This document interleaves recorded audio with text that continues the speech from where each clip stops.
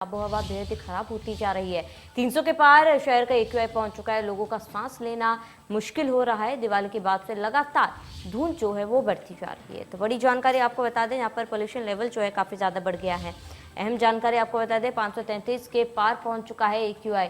इस वक्त की बड़ी जानकारी आपको बता रहे हैं, गाजियाबाद में एक्यूआई 900 के पार पहुंच चुका है। तो लोगों को सांस लेने में भी परेशानी हो रही है। हवा में लगातार धूल रहे जहर के कण। बड़ी जानकारी आपको बता रहे हैं, जहां पर हवा में लगातार आपको बता दें कि दिल्ली एनसीआर में धुंध की चादर जो है वो छाई हुई है। दिवाली के बाद से लगातार एक्यूआई जो है वो बढ़ रहा है और 533 के पार एक्यूआई पहुंच चुका है। गाजियाबाद की बात करें, सबसे खराब एयर क्वालिटी जो है गाजियाबाद में, क्योंकि गाजियाबाद में एक्यूआई जो है 900 के पार पहुंच चुका है। हवा में लगातार घुल रहे जहर के कारण, और इसी की वजह से आपको बता दें कि सुबह से ही धुंध की चादर जो है वो छाई हुई है और ऐसे में लोगों का सांस लेने में भी काफ़ी परेशानी हो रही है। तो दिल्ली एनसीआर में दिवाली के बाद से ही लगातार एक्यूआई जो है वो बढ़ता जा रहा है। एक्यूआई लेवल जो है वो बढ़ता जा रहा है। 533 के पार एक्यूआई पहुंच चुका है। बड़ी जानकारी आपको बता रहे हैं, हम जानकारी से आपको रूबरू कराते हैं, जहाँ पर दिल्ली एनसीआर में धुंध की चादर छाई हुई है और गाजियाबाद में एक्यूआई 900 के पार पहुंच चुका है।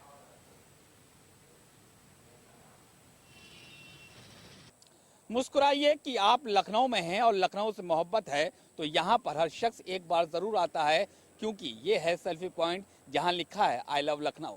लेकिन दिवाली की रात यह एहसास हुआ कि ये महज दिखावा है। हमें अपने शहर की आबोहवा से कोई भी खास मोहब्बत नहीं है, क्योंकि जिस तरीके से बम फोड़े गए, जिस तरीके से आतिशबाजी हुई, उससे एक्यू लेवल बेहद खराब हो गया। 300 से कम एक्यू लेवल था 248, लेकिन दिवाली की रात जैसे खत्म हुआ वो लेवल पहुंच गया 353, जो बताता है कि शहर की आबोहवा कितनी खराब है। अगर हम पूरे उत्तर प्रदेश की बात करें तो सबसे खराब एक्यू लेवल था मेरठ का, जहां पर 471 एक्यू लेवल पहुंचा। इसी बीच एक बड़ी जानकारी से आपको रूबरू करा दी। इस वक्त की बड़ी और अहम जानकारी आपको बता रहे हैं, राजधानी लखनऊ की आबोहवा का दम निकल रहा है। बड़ी जानकारी आपको बता रहे हैं, जहां पर 300 के पार शहर का एक्यूआई जो है वो पहुंच चुका है। बड़ी जानकारी आपको बता रहे हैं, लोगों का सांस लेना भी दुभर हो चुका है और लगातार प्रदूषण जो है वो बढ़ता जा रहा है और इसका असर हवा में देखा जा रहा है। दिवाली के बाद से लगातार प्रदूषण जो है बढ़ता जा रहा है और ऐसे में एक्यूआई लेवल जो है वो भी दिन प्रतिदिन बढ़ता जा रहा है। लोगों का सांस लेना भी मुश्किल हो चुका है। बड़ी जानकारी आपको बता रहे हैं हम, जानकारी जहां पर राजधानी लखनऊ की आबोहवा का दम निकल रहा है। 300 के पार एक्यूआई पहुंच चुका है और ऐसे में आप अंदाजा लगा सकते हैं कि लोगों को सांस लेने में कितनी दिक्कत हो रही है। दिवाली के बाद से लगातार ये पोल्यूशन जो है वो बढ़ता जा रहा है।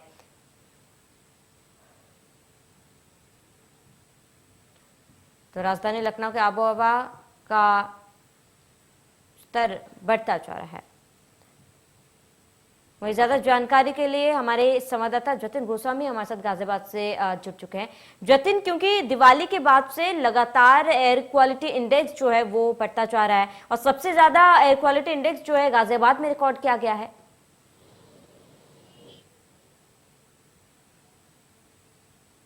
एयर क्वालिटी इंडेक्स है वो काफी खराब कंडीशन में है। गाजियाबाद का अगर एयर क्वालिटी इंडेक्स बात करें तो 486 है, जो साफ अंदाजा आप लगा सकते हैं कि 500 के करीब पहुंच गया है। जब ये 300 के पार था तभी हम और आप बात कर रहे थे कि किस तरह के मुश्किल हालात हैं, कितनी सांस लेने में तकलीफ हो रही है, दम घोटू हवा है। और मैं जहां हूं इस समय, ये देश की राजधानी से बिल्कुल सटा हुआ एरिया है। आप जो वाहन चालक है उनको आते हुए देखेंगे, लेकिन एक धुंधलापन जरूर आपको फिजाओं में नजर आएगा। और रोड पर जो लोग मॉर्निंग वॉक के लिए सुबह नजर आते थे, आते और जाते हुए, इस समय जाने का वक्त हो गया उनके वापस घर, लेकिन वो लोग भी नजर नहीं आ रहे हैं, क्योंकि डॉक्टर्स ने ये सलाह दी है कि इस मौसम में ये जो हालात हैं इस समय दम घोटू, इसमें अगर घर से बाहर निकलते हैं तो तकलीफ का सामना करना पड़ेगा। लोगों से जब बात की तो उनका कहना है कि सांस लेने के लिए मशक्कत करनी पड़ रही है, बहुत मुश्किल से सांस ले पा रहे हैं। गैस चैम्बर में देश की राजधानी और उसके आसपास के इलाके तब्दील हैं। और दिवाली पर जो हुआ वो बेहद गैर जिम्मेदाराना था, क्योंकि लोगों ने पटाखे जलाए और भयंकर रूप से पटाखे जलाए। प्रशासन कुछ नहीं कर पाया, जिसकी वजह से आबो हवा में